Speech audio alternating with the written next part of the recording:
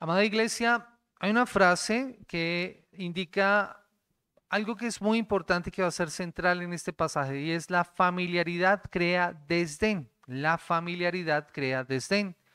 Esopo, el famoso escritor de fábulas griego, escribió, tomando como base esa frase, la siguiente fábula para ilustrarlo. Había una vez una zorra que nunca había visto a un león. La puso el destino un día delante de la real fiera y como era la primera vez que la veía, sintió un miedo espantoso y se alejó tan rápido como pudo. Al encontrar el león por segunda vez, aún sintió miedo, pero menos que antes. Y lo observó con calma por un rato. En fin, al verlo por tercera vez, se envalentonó lo suficiente hasta llegar a acercarse a él para entablar conversación. La moraleja de la fábula es la siguiente. En la medida que vayas conociendo algo, así le irás perdiendo el temor, pero mantén siempre la distancia y prudencia adecuadas. Mantén siempre la distancia y prudencia adecuadas.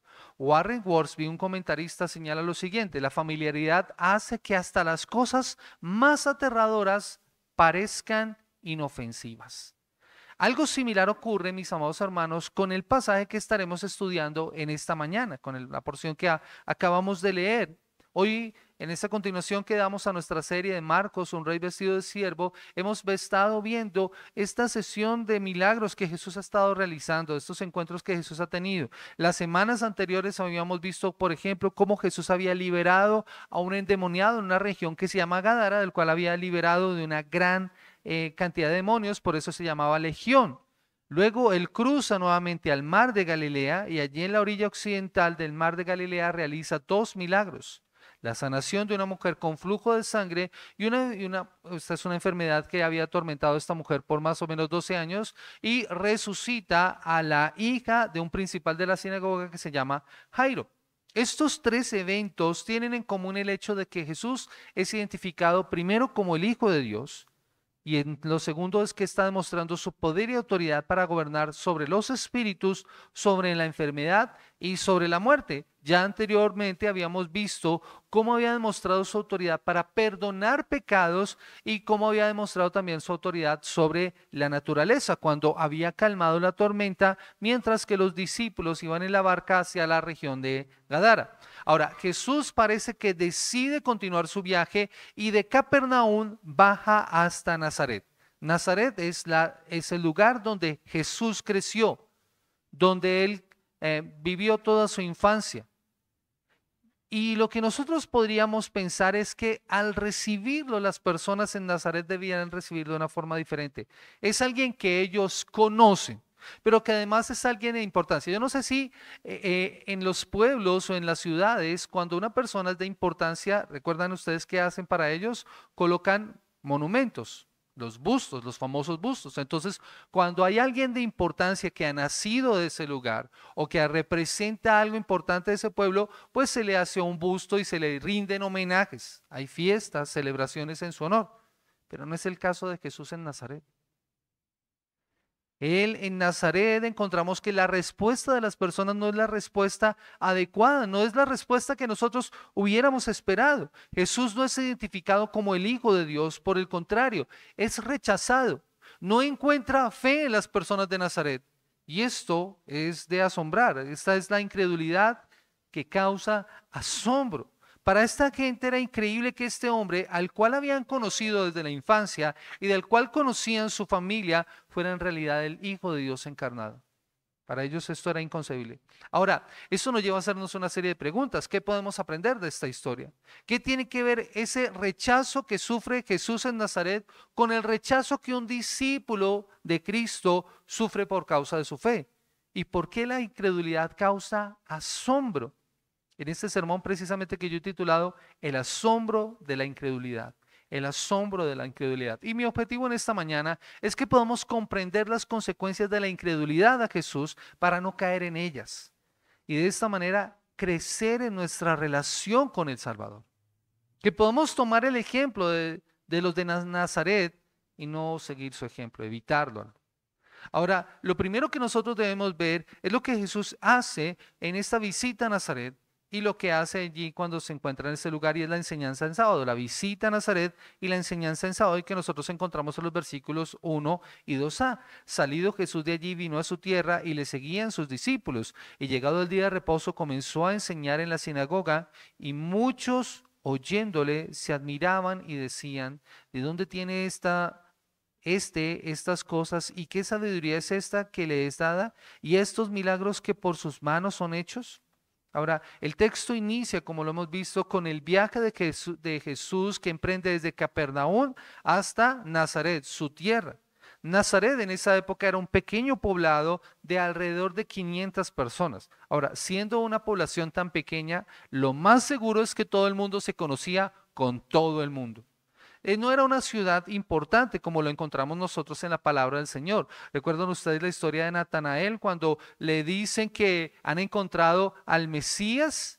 Y él dice que de dónde viene, y ellos dicen de Nazaret, y él dice: ¿de Nazaret puede venir algo bueno? Esta no era una ciudad importante, pero este era el lugar en donde estaba la familia de Jesús. En otra ocasión, Jesús también ya había estado en esta ciudad enseñando, en esta ocasión solo, y el resultado no había sido el esperado.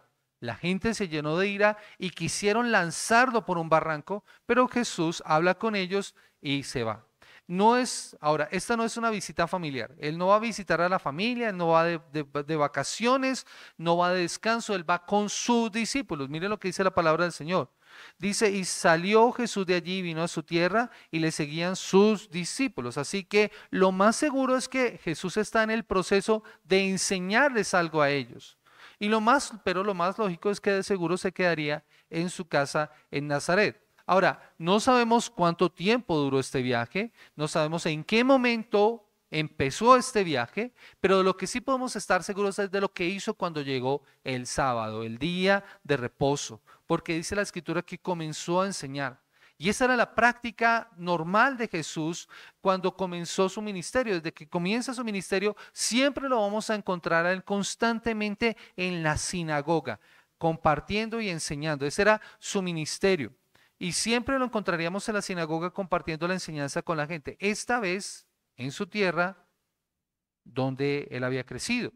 Eso ya tiene la fama, tiene el reconocimiento de que es un sanador, de que es un maestro. Recuerden que la popularidad de Jesús ha ido en aumento en las últimas semanas. Cada vez más multitudes lo siguen.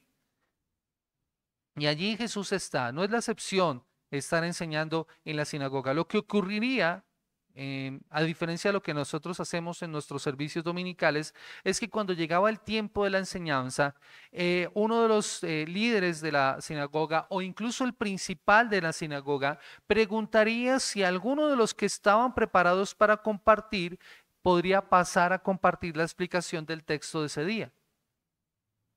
Eso sería lo que pasaría. Entonces le dirían a las personas que estaban capacitadas para enseñar quién iba a compartir la enseñanza. Ellos separarían, leerían el libro, el rollo, y daría la explicación. Y lo que podemos ver es que aquí todo es normal.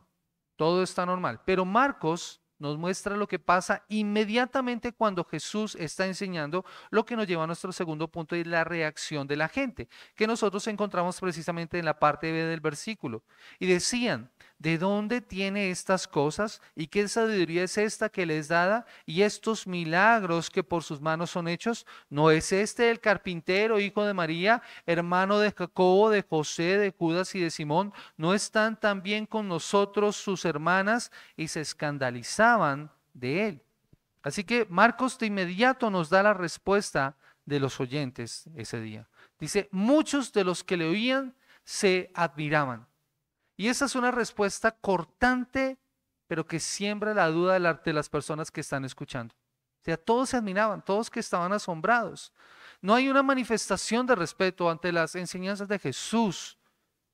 La enseñanza de Jesús causó asombro, pero no produjo adoración. Hay menosprecio en estas palabras. Dice que se admiraban. Y esta palabra que usa Marcos es bien intencional, porque lo que significa literalmente es golpeado hacia afuera. Golpeado hacia afuera.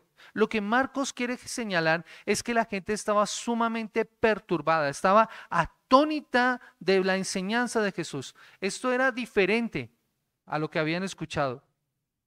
Lo que causa asombro no es solamente la enseñanza de Jesús. Lo que causa asombro es la razón de por qué actúan de esa manera, de lo que creen en cuanto a Jesús. Escuchen lo que dice, miren lo que dice la palabra del Señor. ¿De dónde tiene estas cosas? Y esta sabiduría que le es dada, y estos milagros que por sus manos son hechos. Yo me los imagino, mientras Jesús está enseñando, murmurando entre ellos, hablando entre ellos y diciendo estas cosas. Esta gente no sabe qué pensar acerca de Jesús. Tratan de explicarlo y no pueden. Ni mucho menos no pueden entender lo que Jesús hace o lo que enseña. Porque noten lo que dice, este es un hombre humilde. Este no es una persona importante, una persona educada, una persona formada. Y esto en realidad lo que está señalando es su excusa para no creer en él. ¿Cómo podemos creer en él si no sabemos de dónde saca estas cosas? ¿Cómo puede enseñar esto? Él es un simple carpintero. Mire lo que dice el versículo 3. ¿No es este el carpintero? Ahora, para los griegos en la época, el trabajo manual era un trabajo despreciable, pero no para los judíos. El trabajo del carpintero era un trabajo importante. Y no se limitaba al trabajo de la madera, como lo hace nuestro hermano Juan, sino que un arquitecto, la palabra en griego es la palabra tecton, de donde viene la palabra arquitecto, es una persona que trabaja también con la piedra, con el cuero, con la madera, con distintos materiales. Un carpintero podría dedicarse a la construcción de una casa de la misma manera en que podría construir un mueble. Así que él era un trabajador manual. Era un trabajo que era respetado, pero lo que la gente no puede entender es cómo Jesús, siendo quien era, podía enseñar de esta manera. No están diciendo él es un trabajador humilde, común y corriente. Lo que para estas personas es intrigante es que este no es mejor que ninguno de nosotros, es un simple carpintero que está enseñando esto. Pero no solamente eso, sino que miran también su familia. Hijo de María, ¿no está aquí también su familia? Escuchen lo que dice la palabra del Señor. Hijo de María, hermano de Jacobo, de José, de Judas y de Simón, ¿no están aquí también con nosotros sus hermanas? Ahí se nos menciona a la familia de Jesús. Jesús tenía una familia en la carne. Recuerden, son medios hermanos porque son hijos de José y de María. Contrario como muchos creen que Jesús no tenía hermanos, la palabra de Dios claramente enseña que Jesús tenía hermanos. De hecho, se nos especifican los nombres en esta porción. Es una persona que se puede identificar con su familia, que podían reconocer. Es una persona, en esa época una persona se identificaba con su padre, pero en este caso no se identifica con su padre, sino con su madre. Jesús se creía que era hijo de José, pero posiblemente José para esa época ha fallecido. Así que lo identifican con María. Lo identifican con María. Pero también puede incluir o puede significar un insulto. En la época cuando una persona no se sabía quién era el padre, se identificaba con la mamá. Y recuerden que Jesús nace de manera virginal, no a través de la concepción entre María y José.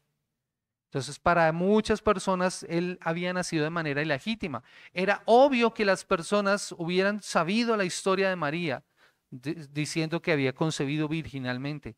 Y muchos obviamente no lo creyeron. Así que esto posiblemente era un insulto. En Nazaret, muy seguramente no lo respetaban de la misma forma. Cuando se desconocía el nombre de su padre, la persona era llamada como hijo de su madre. Pero no es solamente la gente del pueblo, incluso sus vecinos y su familia no creían en él. ¿Recuerdan que en Marcos capítulo 3 su familia fue a buscarlo? ¿Y recuerdan cómo lo trataban? Jesús era un loco, era un lunático, está fuera de sí, necesita ser encadenado. Así que no es solamente sus vecinos, sino su misma familia la que no creían en él. Más adelante nosotros sabemos por las escrituras que los hermanos de Jesús creyeron en él. Pero esto ocurre después de la resurrección. Pero hasta ese momento lo consideran un loco. Así que lo que nosotros podemos ver acá es la respuesta de las personas a esta enseñanza de Jesús. Noten lo que dice. Dice, y se escandalizaban de él. La gente se ofendía, estaban enfadados. Por eso rechazaron el mensaje y rechazaron la autoridad del maestro. Se negaron a creer en alguien con los orígenes, con la familia de Jesús, que pudiera hacer lo que hace y que indicara y además dijera que era un gran maestro. Ellos no creían, ellos no querían conocer a Jesús. Él había sido su vecino. De seguro, en otras ocasiones y antes de que Jesús iniciara su ministerio público, lo habían contratado para que hiciera trabajos en sus casas. Seguramente conocían a su familia, sabían su origen, pero no esperaban que él fuera un maestro. Por eso no lo podían aceptar. Pero mis amados hermanos, algo que nosotros podemos ver hasta acá de esta historia es que esto tiene una aplicación también con nosotros. Porque en muchas ocasiones, al igual que le pasó a la gente de Nazaret, nos podría estar pasando a nosotros. Muchos de nosotros creemos conocer a Jesús y de hecho lo tratamos con mucha familiaridad, pero nos estamos perdiendo de vista lo realmente importante de quién es Jesús. A veces damos por sentados muchas cosas de nuestro Salvador, pero perdemos de vista la profundidad de quién es Jesús. Miren, nos está pasando lo de la zorra al principio en la historia, en la fábula de Esopo. A esta zorra que se acostumbró tanto al león que empezó a tratarlo de cualquier manera. Eso nos podría estar pasando a nosotros. La familiaridad genera desdén. Y eso fue lo que le pasó a la gente de Nazaret. Tenían tanta familiaridad con Jesús que no podían verlo de otra forma. Mis amados hermanos, puede que nos esté pasando a nosotros lo mismo. Nosotros podemos perder de vista que Jesús es el Rey del universo y de hecho no podemos perder de vista eso, no podemos olvidar que Él es el Señor de señores, ante quien toda rodilla se doblará y toda lengua confesará que Él es el Señor. Me encanta como lo dice Jerry Cross cuando lo expone en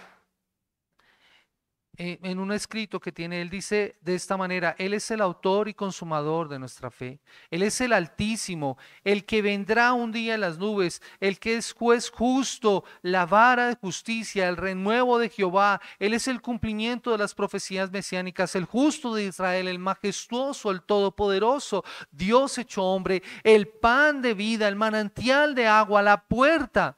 Él es la roca firme, la roca de la eternidad, la roca de Oreb que está brotando agua de vida saludable para ti. Él es el Cordero de Dios, el buen pastor, el alfa y el omega, el principio y el fin. Él que es, el que era y el que será. Él es el león de Judá, la luz del mundo, la estrella de la mañana, la esperanza de las naciones.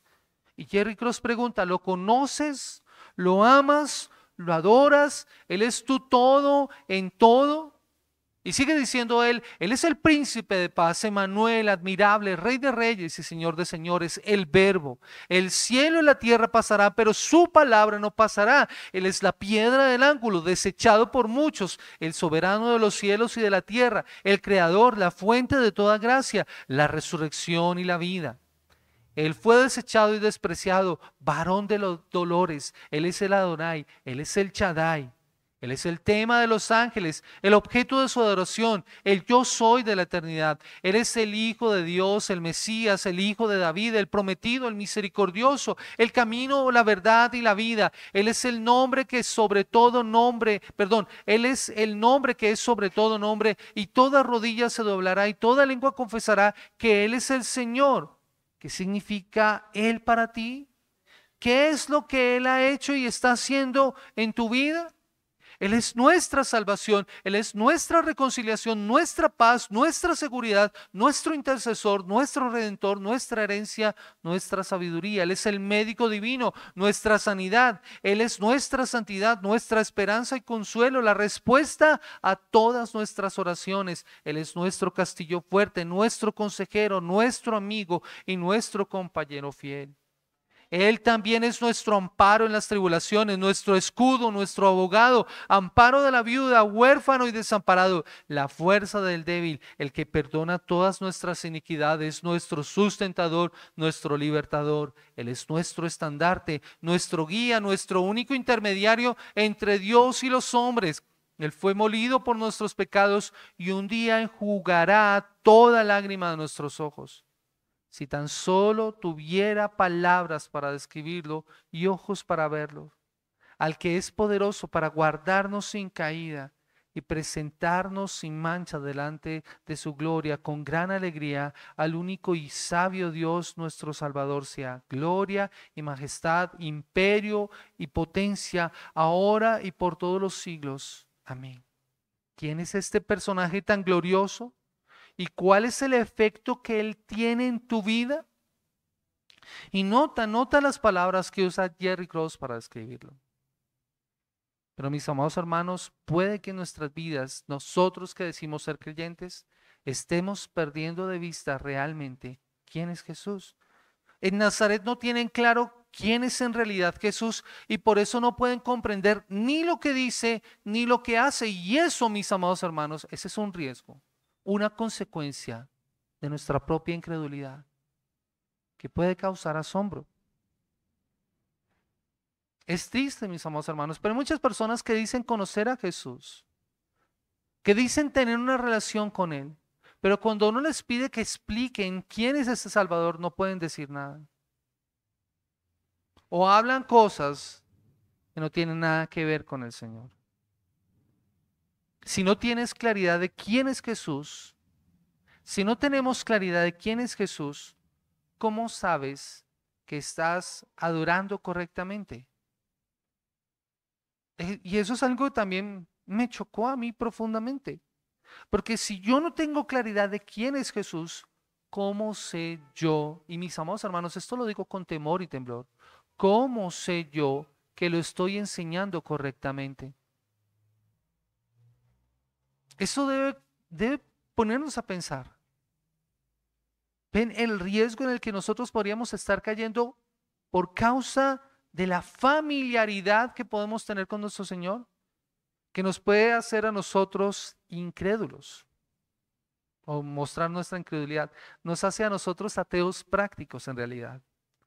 Que decimos creer en Dios, pero vivimos como si Él no existiera.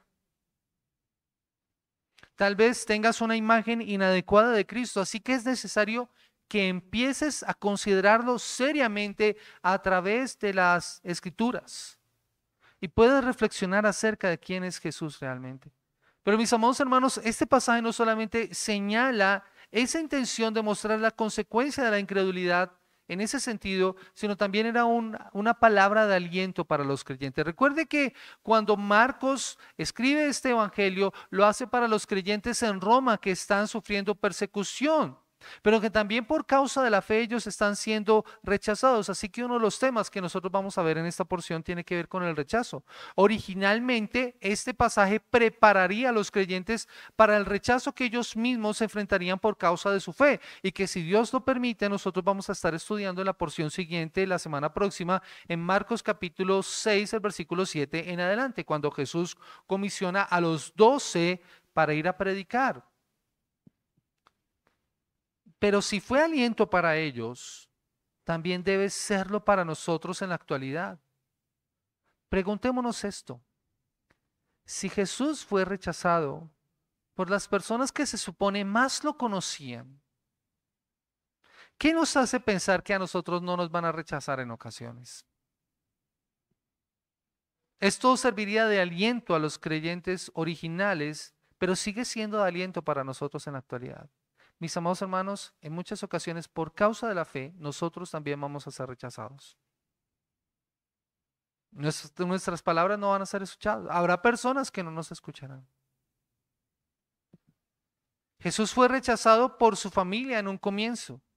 Pero más adelante, mis amados hermanos, y esto también nos da aliento y confianza a nosotros, más adelante podemos ver que aquellas personas que lo rechazaron en un comienzo, después de la resurrección, después de la obra consumada de Cristo, ellos creyeron en el Señor. Y eso también nos sirve de aliento, mis amados hermanos. Por eso es que nosotros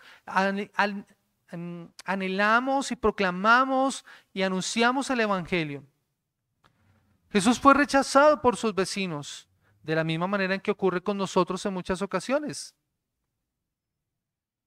Y eso es importante, mis amados hermanos, porque nos recuerda que en muchas ocasiones aquellos que quieren vivir una vida piadosa, una vida que honre el nombre del Señor, van a sufrir persecución.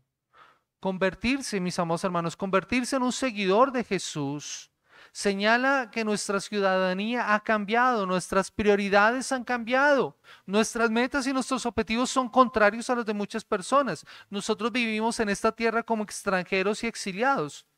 Por eso estamos dispuestos a dejarlo todo para seguirle. Pero eso implicará en muchas ocasiones el rechazo de las personas que nos escuchen. Así que Marcos lo que nos quiere mostrar es aliento en ese momento.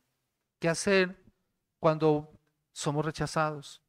Marcos nos muestra entonces el origen humilde de Jesús y el camino que él tomó no fue el camino del reconocimiento y la fama, fue el camino del servicio, fue el camino del sacrificio. Y ese es el camino que nosotros debemos tomar. Y el sacrificio y el servicio aún a aquellas personas que nos rechazan por causa de la fe. Recuerden, mis amados hermanos, todas aquellas personas que deseen vivir vidas que honren su nombre van a sufrir persecución. Van a sufrir persecución. Pero si algo podemos estar seguros, es que aquellos que sufren persecución por causa de la fe serán bienaventurados. Su recompensa es grande y eso nos alienta a nosotros. Mis amados hermanos, después de considerar no solamente lo que Jesús hace en Nazaret y su enseñanza y la reacción de las personas, sino lo que sigue a continuación es la reacción de Jesús ante esto. Y miren lo que dice el versículo 4, versículo 6, es nuestro tercer punto. Mas Jesús les decía, no hay profeta sin honra sino en su propia tierra, y entre sus parientes, y en su casa.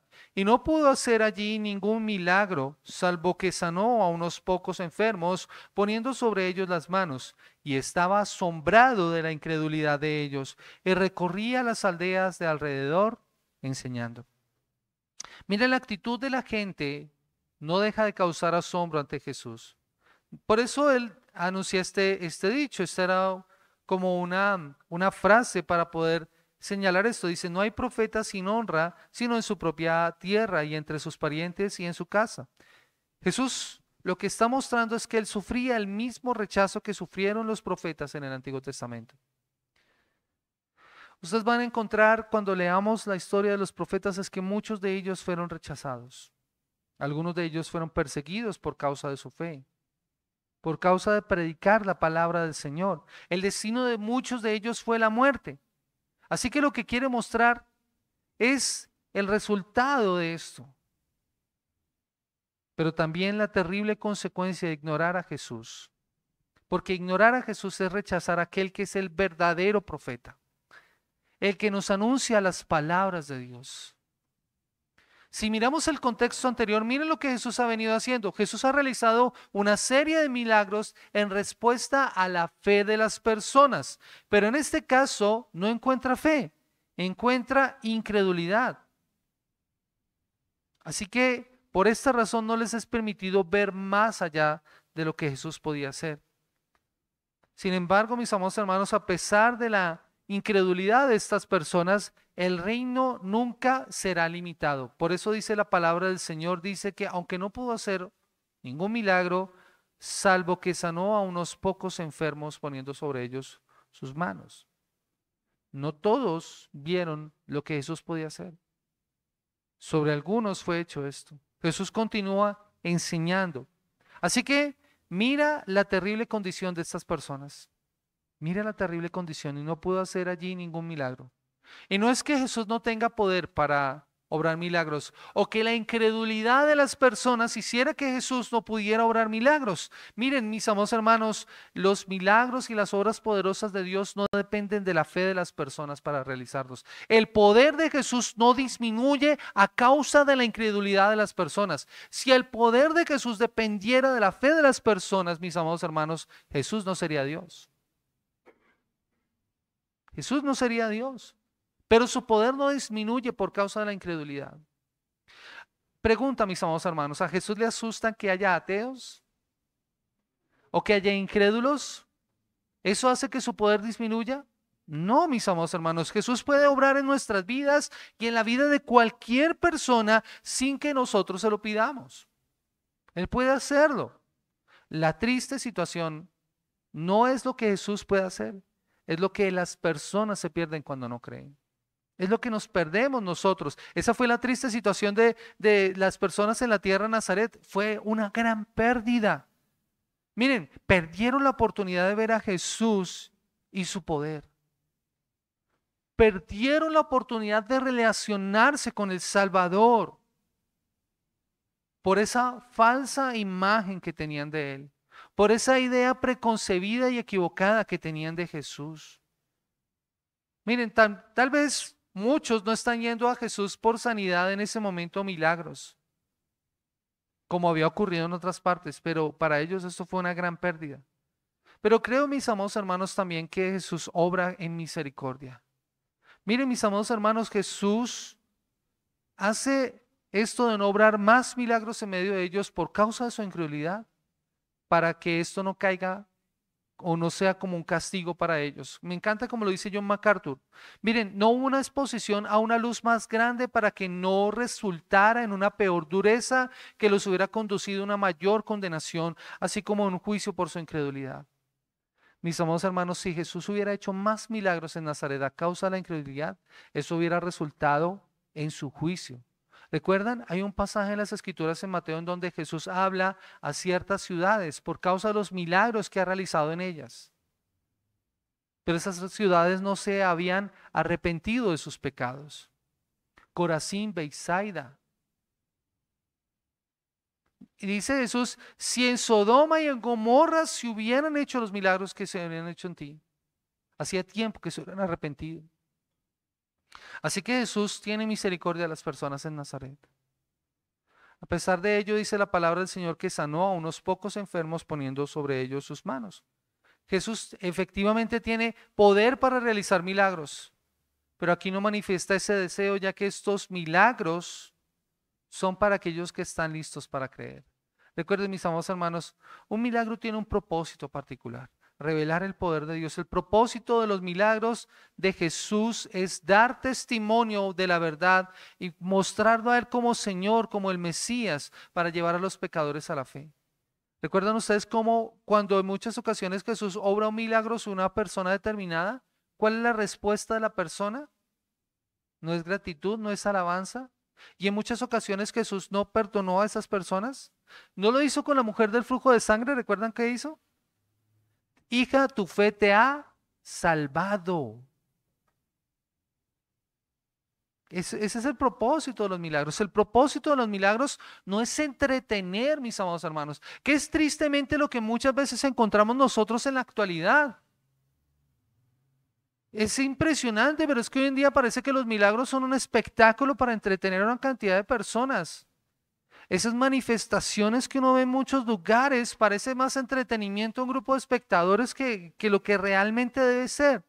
El propósito de los milagros es conmover a quienes están abiertos al Evangelio y llevarlos a una fe salvadora. Es que ellos reconozcan a Jesús como el Salvador. Pero el rechazo de los de Nazaret, y ante esa incredulidad, allí no hay espacio para los milagros. Mis amados hermanos, esto también tiene una aplicación para nosotros. Hay una consecuencia para nuestras vidas. Porque deberíamos ponernos a pensar por qué a veces no estamos viendo en nuestra vida la obra que Jesús puede hacer en nosotros. Porque nuevamente no tenemos un concepto adecuado de quién es Él. No estamos viendo más de nuestro Señor porque no tenemos un concepto correcto de quién es Él. Porque nos sobrepasa la duda o la incredulidad. Muchas personas creen conocer a Jesús, pero solo tienen una imagen equivocada de quién es Él, lo que les impide acercarse a Jesús de la manera correcta. Miren, la familiaridad, dice un autor, la familiaridad con Él es un obstáculo para conocerlo verdaderamente, ya que esta acaba siendo un velo que les impide ver su carácter extraordinario. La familiaridad nos impide ver realmente quién es Jesús. Mire, creo que la mejor forma de poder corregir esto en nosotros es cuando nos acercamos siempre con la pregunta. Me encanta por eso la pregunta que nosotros nos hacemos con los niños. ¿Quién es Jesús? Cada vez que yo vaya a la palabra debo preguntarme eso. ¿Qué me muestra de Jesús este pasaje? ¿Qué me revela de su carácter? ¿Qué me revela de su persona? ¿Qué me revela de su obra? ¿Cómo su obra se aplica a mi vida? Aún en el Antiguo Testamento. Yo me ponía a pensar cómo el pasaje que leía Carlitos al principio en esta mañana nos revela a Jesús. Y hay tanto que nosotros podríamos aprender de ese pasaje. Un rey que falla con su hijo. Un rey que no le amó de la forma correcta. Pero nosotros tenemos un rey que nos ha amado tanto que envió a su hijo a morir por nosotros. Mis amados hermanos, toda la escritura nos lleva y nos revela al Salvador. ¿Qué concepto tienes tú de Jesús? Así que, mis amados hermanos, cuando la familiaridad se vuelve un velo para nosotros, esto puede volvernos a nosotros incrédulos. Y en nosotros podría haber el mismo asombro de Jesús hacia nosotros como lo hubo hacia la gente de Nazaret. Así que preguntémonos, ¿qué concepto y qué imagen tenemos nosotros de Jesús? ¿Es la imagen correcta? Si no tienes claro quién es Jesús, puede que estés adorando un ídolo. Puede que estés adorando algo totalmente diferente. Si no tienes clara la identidad de Jesús, tampoco lo vas a poder explicar correctamente. Por eso me llama la atención lo que señala la Escritura en cuanto a la reacción de Jesús, porque dice, estaba asombrado de la incredulidad de ellos. De allí el título de esta enseñanza. Estaba asombrado de la incredulidad de ellos. Miren, solo hay dos ocasiones en las Escrituras en donde Jesús siente asombro, manifiesta asombro. Uno tiene que ver con la ocasión en la que un centurión romano se acerca a Jesús pidiendo por la sanidad de un siervo suyo, que apreciaba mucho. Dice la palabra del Señor que ese siervo se acercó y habló con él con tanta confianza, con tanta seguridad, que Jesús se asombró de la fe de este hombre, de la confianza que tenía. Eso lo encontramos nosotros en Mateo 8:10. Jesús estaba asombrado por esto. Pero aquí también lo vemos asombrado por la incredulidad. Ambas tienen que ver con la fe. Ambas tienen que ver con la fe. En el caso de los de Nazaret, ellos sabían de las obras de Jesús, pero se negaron a aceptarlas. Se negaron a aceptarlas. Por eso les preguntaba a mis amados hermanos, Él no se sorprende porque existan incrédulos. Él no se sorprende por esto. Él se sorprende porque haya personas que dicen conocerle, pero lo rechazan. Eso sí es de sorprender. Cuando pensaban que en realidad lo conocían o conocían todo de él. Lo mismo nos podría estar pasando a nosotros, mis amados hermanos. Que decimos creer, conocer a Jesús, pero en realidad no lo estamos aceptando como lo que es. Por eso el pasaje finaliza mostrando lo que Jesús hace ante la incredulidad de estos hombres. Miren, la respuesta de Jesús ante la incredulidad no es solamente irse, sino seguir enseñando. No hace más milagros, los deja, pero sí recorría las aldeas de alrededor de esta gente. Ellos necesitan el Evangelio. De la misma forma en que lo necesitamos nosotros, de la misma manera en que la iglesia en la actualidad lo necesita. Esta gente necesitaba el Evangelio de la gracia de Dios de la misma manera en que nosotros lo necesitamos en la actualidad. Iglesia, seguimos necesitando este Evangelio. Seguir entendiendo la obra de Cristo, que Él vino y vivió una vida de perfecta obediencia. Murió en la cruz del Calvario para darnos perdón por nuestros pecados, para reconciliarnos con el Padre, para solucionar nuestro mayor problema, que era la ira de Dios por causa del pecado nuestro que nos tenía alejados de Él. Y si venimos a Él en arrepentimiento y fe, Él nos perdonará y nos reconciliará. Iglesia, es por eso que considero muy importante este pasaje. Mira, no esperes manifestaciones del poder de Dios si primero no has entendido el Evangelio. Si no has ido a Él y si no has visto al Salvador de tu alma. Pero este pasaje también es una advertencia. Es una advertencia para todo aquel que está sin Cristo en esta mañana. Porque cada vez que tú eres expuesto a la palabra y escuchas de Jesús y conoces algo más acerca de Él y aún así lo rechazas, rechazas quién es Él y la obra que Él vino a hacer, Él te dejará y se irá a otra parte. Y tú perderás. Tú perderás. Él será de tu vida. ¿Quieres eso para ti? ¿Quieres eso para ti? Mira, en el Evangelio solo hay dos respuestas. O lo crees o lo rechazas. Con Cristo es exactamente igual. Él no espera de nosotros una respuesta indiferente. Él no es un tal vez en nuestra vida. O es sí o es no. O lo es todo o es nada. Iglesia, Jesús cuando escribió a las iglesias en Apocalipsis, dijo a una de estas iglesias, por cuanto eres tibio, no frío ni caliente. Mira, iglesia, eso mismo nos puede estar pasando a nosotros, tibios espiritualmente, que tenemos que reconocer nuestra condición y pedir perdón al Señor por nuestro pecado. Con Jesús es un sí o es un no, pero con Jesús no hay término medio. ¿O crees que Él es el Hijo de Dios y ves la obra de tu salvación? ¿O lo rechazas con incredulidad y pierdes? Pero mira lo que puedes perder. Pierdes el cambio y la transformación que Él y solo Él puede obrar. Pierdes la salvación, pierdes la vida eterna. Sin Jesús todo en tu vida serán pérdidas. Pero con Jesús, aún tus pérdidas son ganancias. Eso pudieron experimentar los discípulos, porque a pesar del rechazo que ellos experimentaron, Jesús les dijo, cualquiera que pierda padre o madre por causa de mí, del Evangelio, va a tener más, dice Jesús.